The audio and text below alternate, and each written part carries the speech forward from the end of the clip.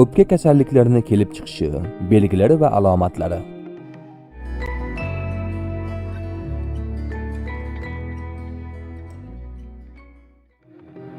Bugungi kungacha dunyoda o'pka kasalliklarining 20 ga yaqin turi aniqlangan.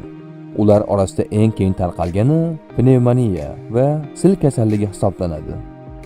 O'pka kasalliklarini paydo bo'lishiga asosan noqulay ekologik sharoit, surunkali kasalliklarning kuchayishi, yurak-qon tomir tizimining patologiyasi, tanadagi elektrolitlar muvozanatini buzish, shakar miqdorini oshirish, asab kasalliklari hamda yomon odatlarning mavjudligi sabab bo'ladi.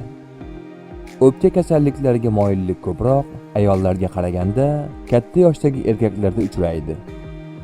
O'pka kasalliklarining ilk belgisi bu yo'tal bo'lib, bunda insonni surunkali yo'tal qiynaydi.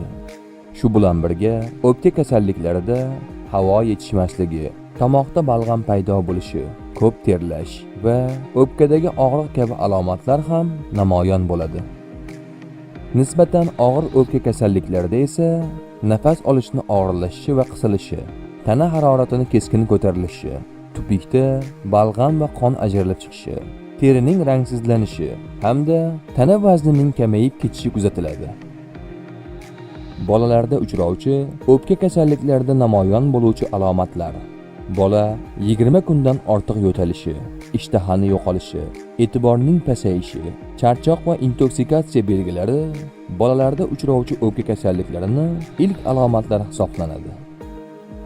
O'pka kasalliklarini oldini olish uchun chekish va spirtli ichimliklarni kamaytirish, iloji bo'lsa bu odatlarni butunlay tashlash, jismoniy mashqlar bilan shug'ullanish, kislorodga boy bo'lgan o'rmonlarda va shunga o'xshash tabiat qo'ynida ko'proq bo'lish tavsiya etiladi. Shuningdek, o'pka kasalliklarini oldini olishda 1 yilda bir marta shifokor pulmonolog ko'rigidan o'tishni ham qo'shimcha qilish mumkin. Aziz tomoshabinlar, kanalimizga obuna bo'ling hamda qo'ng'iroqcha tugmasini bosib qo'yishni ham unutmang.